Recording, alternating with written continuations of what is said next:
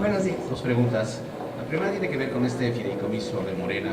¿Ustedes entonces están especulando que detrás de este fideicomiso hay algo oculto, algo chueco, que se usó, como dice el diputado Zambrano, para comprar conciencias antes del 1 de julio a cambio de votos para Morena? Y dos, si no despierta un escenario incierto que el concesionario del aeropuerto haya suspendido ya licitaciones en espera de qué va a pasar con el proyecto y de esta consulta que pretende llevar a cabo López Obrador para ver si tiene viabilidad o no el nuevo aeropuerto. ¿Quién contesta eso? ¿El nuevo aeropuerto?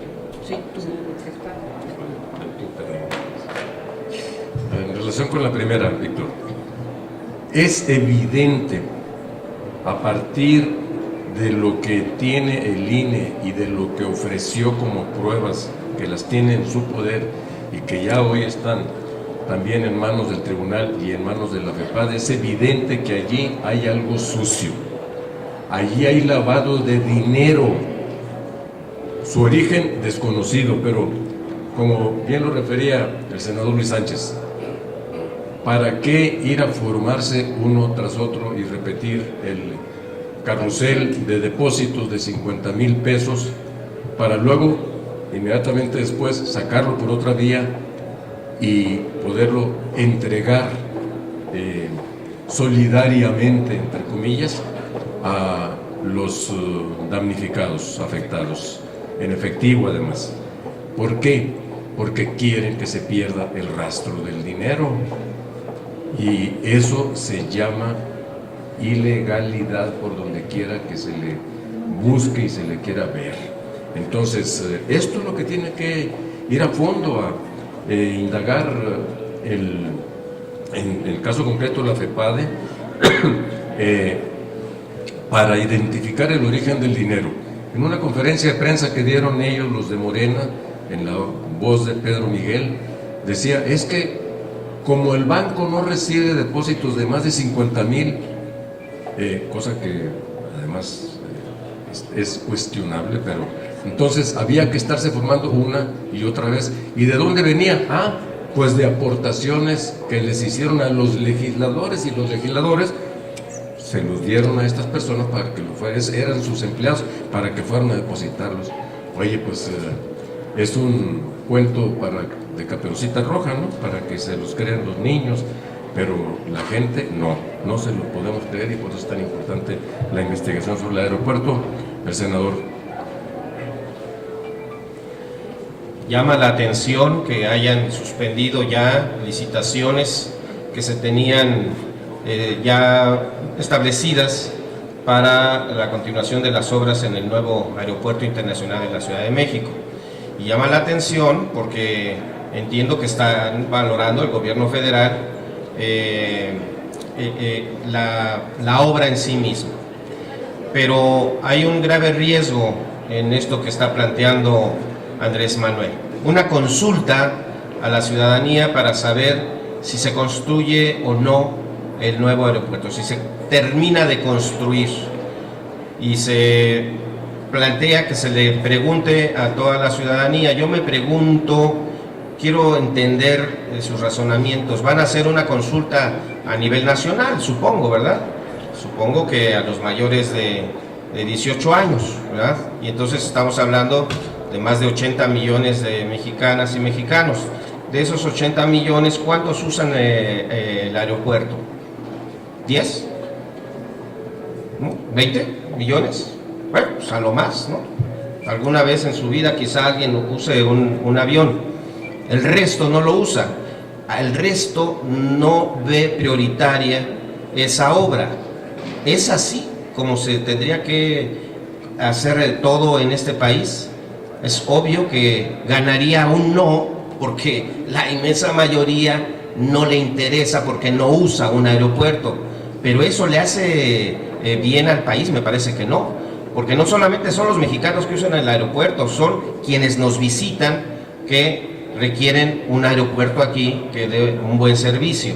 Entonces me parece realmente absurda ese interés de hacer una consulta ciudadana. Pero miren, muestra de cuerpo completo todas estas inconsistencias en el pensamiento de Andrés Manuel, ¿sí? Porque si revisamos por fechas, ¿en qué fecha dijo que no habría aeropuerto? Luego, unos cuantos días después, dijo que bueno, que tendría que valorarse. Después volvió a decir que de ninguna manera, al diablo con el aeropuerto. Luego dijo que bueno, una comisión de técnicos y de expertos determinaría. Luego volvió a decir que no, y así se la llevó en la campaña. Por lo menos hay 6 declaraciones de Andrés Manuel sobre este tema que son incoherentes, incongruentes una y otra, contradictorias. Y ahora remata diciendo que quiere una consulta ciudadana. Me parece que sería muy lamentable. Si nosotros hoy vamos y le preguntamos, por ejemplo, a la ciudadanía sobre temas, pues, si quieren o no el TLC, por ejemplo, pues a lo mejor la mayoría va a decir no queremos TLC, ¿verdad? ¿Eso le harán bien a México? Pues por supuesto que que surgen muchas dudas, y la verdad es que entre muchas de estas propuestas que está haciendo Andrés Manuel, hay algunas que verdaderamente pues son muy cuestionables. María Cavadas, de La Razón. Buenos días. Les quiero preguntar 2 cosas. ¿Ustedes como partido han pensado levantar o presentar una denuncia por este fideicomiso? Y la otra es en torno a esta carta que le envía Donald Trump a López Obrador. Se está corriendo el riesgo de que finalmente en su gobierno se construya el muro que tanto quiere Donald Trump, cerrar la frontera sur. ¿Se puede hacer eso? ¿Se corre ese riesgo al haber esta relación que a final de cuentas puede ser fallida, sobre todo para México? Mire, yo creo que hay un curso ya importante que hay que darle continuidad. Es la vista que ya dio el Instituto Nacional Electoral a estas instancias, como lo mencionamos, la Comisión Nacional Bancaria, el SAT, la FEPADE, y por supuesto internamente a seguir desde la Fiscalía de Fiscalización de parte del INE, seguir discutiendo lo relacionado con esta materia. Nos parece que ya está inscrita la ruta que nos tiene que llevar a conocer la verdad, porque eso es lo que queremos saber. Entonces, esa parte creo que está claramente definida, y lo que nosotros estamos reiterando ahora es que estas instituciones actúen con imparcialidad, ciertamente que les da su autonomía, y sobre todo haya certeza, queremos certidumbre en los resultados, y por supuesto no admitan ningún tipo de presión. Podemos entender que puede ser una presión que el próximo presidente además tenga prácticamente mayoría absoluta en las 2 cámaras y pueda ejercer una presión singular propia de su personalidad. Es lo que nosotros estamos diciendo hoy: no cedan a ese tipo de presiones, porque lo que necesitamos es certidumbre, conocer la verdad de lo que está detrás de este fideicomiso, y nos parece que la ruta que ha definido el Instituto Nacional Electoral es clara y precisa. Eso contestando a su primera pregunta. La segunda pregunta, Que si se corre el riesgo de que... mire, sí, llama la atención que en la carta de Andrés Manuel a Donald Trump hay 2 temas fundamentales. El primero fue estratégico, el rompimiento, la declaración prácticamente de guerra contra México fue precisamente el muro. Desde que él era candidato, fue una de sus banderas de campaña como candidato del Partido Republicano. La relación con México ha sufrido un deterioro todavía más contumaz a partir de la llegada de Trump, justamente por el muro, por la amenaza de que íbamos a pagar, además, no solamente la construcción del muro, sino que nosotros íbamos a pagar el muro. Y ese tema, el tema de los temas, no estuvo en la carta de López Obrador. Otro, el de coyuntura, que hemos aquí expresado desde el Senado de la República, a partir de pronunciamientos antes de que termináramos el periodo ordinario de sesiones, por unanimidad respecto de apoyar a todas las familias migrantes mexicanas o no, que hoy están sufriendo por la separación de sus hijas y de sus hijos. Eso es solamente la punta del iceberg, porque si seguimos rascándole, es verdad que solamente 20 y tantos niñas eran mexicanos, pero meses atrás ha habido situaciones similares y hoy hay un problema gravísimo en Estados Unidos para lograr la reubicación de esas niñas y esos niños que ya dieron a hogares sustitutos, porque la ley norteamericana prohíbe que puedan estar más de 20 días privados de su libertad y inmediatamente la autoridad está obligada de asistencia a dar esos niños a hogares sustitutos y hoy no se sabe dónde están y muchos de ellos, por ser tan pequeños, incluso tienen problemas para reconocer a sus familias después de meses de tanto tiempo estar separados. Es decir, no estamos hablando de cualquier tema y ese tema tampoco estuvo en la comunicación de López Obrador. Nos parece entonces que la situación es muy compleja y todavía va a ser mucho más. Y miren, vamos a esperar la historia, pero seguramente, así como recordamos a Peña Nieto en su desatino de invitar a Trump cuando era candidato, hoy va a ser también un desatino del presidente electo al tener esta relación epistolar con Trump, dejando fuera estos importantes temas. ¿Se vio hablando entonces? No es que se haya visto blando López Obrador ante Trump, se vio prácticamente genuflexivo. La carta, en su último párrafo, le dice el pretendido gobernante de izquierda al gobernante de la extrema derecha, ultraderecha de Estados Unidos. Le dice: usted y yo derrotamos al establishment, usted y yo nos parecemos porque sabemos cumplir lo que decimos. Él, como ahorita lo refería bien la senadora y respondiendo directamente a tu pregunta, dice: voy a levantar el muro. ¿Qué le está diciendo López Obrador a Trump? Usted sabe cumplir lo que dice, va a levantar el muro y adelante. Y luego yo me comprometo, en todo caso, a establecer muros económicos y sociales aquí en el país, desde la frontera sur hasta 20 o 30 kilómetros antes de la frontera norte, con todo lo que le dice: voy a hacer esto para que ya no le llegue migración allá, y entonces usted puede levantar su muro, no hay problema, al cabo que ya no va a llegar la migración. Eso es lo que vamos a cumplir, eso es lo que le dice. Es una degradación de la política exterior de México esa carta. La última pregunta es de Leticia Robles, de Excelsior. Buenas tardes. Buenas tardes, Leti. Ya el día de hoy hemos empezado a escuchar a algunos próximos legisladores de Morena que anuncian que habrá una serie de cambios en las leyes que se han construido en las últimas décadas en este país. Una de ellas, la de la consulta pública, por ejemplo, que ordena que solamente se pueden dar en años electorales, las puede dirigir el INE y tienen que salir tanto de una propuesta del Ejecutivo como del Poder Legislativo.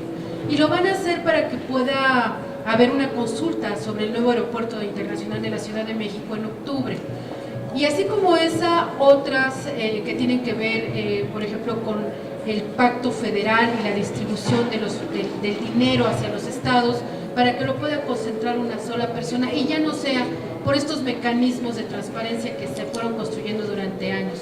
Lo que les quiero preguntar es que si ustedes recomendarían que los próximos senadores y diputados federales del PRI, del PAN, del PRD, del Movimiento Ciudadano, porque el Verde pareciera que va a cambiar ya de aliado electoral, pudieran formar una especie de G5 en el Congreso de la Unión para poner, digamos, una oposición mucho más fortalecida, porque así separados, pues pareciera que no solamente van a ser testimoniales.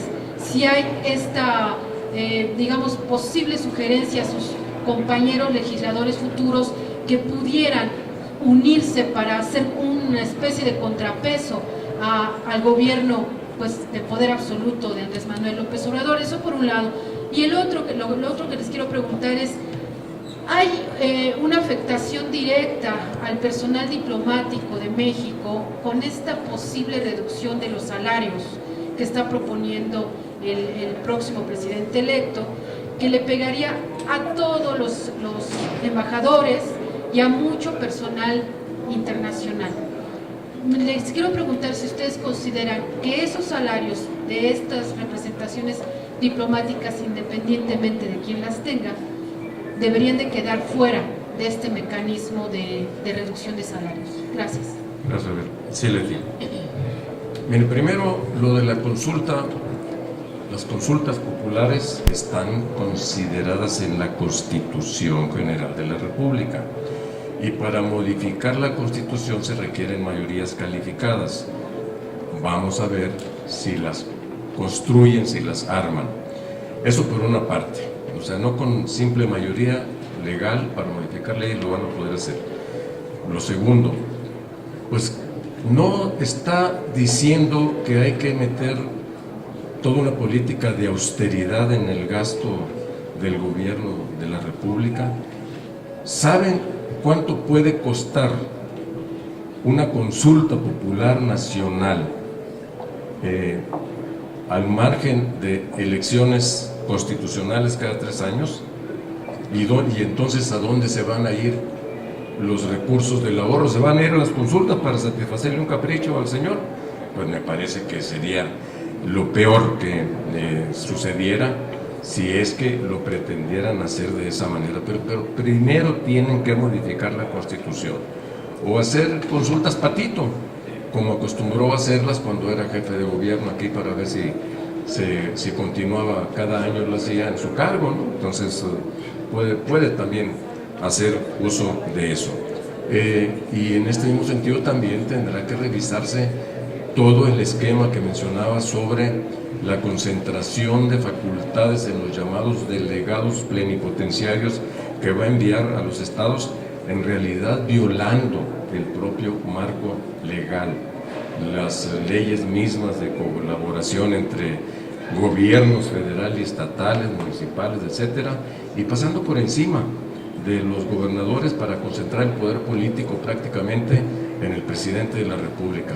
Se los dijimos antes, el riesgo del autoritarismo de López Obrador, ya lo estamos viendo, ya lo estamos ahí señalando. Lo del asunto de las coaliciones legislativas no es un asunto que tendrán que discutir y decidir los partidos, las direcciones de los partidos junto con los grupos parlamentarios, porque hay que primero esperar a que terminen también los demás partidos políticos a hacer su propio balance de lo que fue el resultado electoral y cuál deberá ser el comportamiento viendo hacia adelante. Mi opinión personal es que debieran hacerse esfuerzos por hacer bloques que impidan que se atropellen derechos adquiridos o que impidan regresiones y desde luego con tintes autoritarios. Lo de los salarios del Servicio Exterior Mexicano se lo dejo aquí a la senadora. Bueno, creo que es importante, nada más siguiendo la última pregunta, Leti, yo creo que sí sería importante también aprender de la historia parlamentaria. En la 57 legislatura, que pierde el PRI la mayoría, se conforma un grupo con todos los partidos políticos distintos al PRI para lograr instaurar la gobernabilidad a partir de que desaparecía la Gran Comisión y se gestaba esta nueva figura que es la Junta de Coordinación Política. Hoy vamos a vivir un fenómeno más o menos igual, pero a la inversa. Yo creo que sí es loable que frente a algunas transformaciones estructurales que quizás debiésemos preocuparnos, no se gesten a partir de que los grupos parlamentarios se constituyan en este tercio que evite que se trastoque la Constitución. Ahora, hay que ver en lo concreto todo lo que sea importante para seguir avanzando en tocar la Constitución porque es necesario, es loable, pero todo aquello que trastoque a la Constitución, sobre todo de asuntos importantes que se determinaron en esta legislatura, nos parece que sí hay que evitar. Es decir, hay que tener un ánimo propositivo respecto de que el próximo Congreso va a cumplir su responsabilidad también con independencia del Poder Ejecutivo.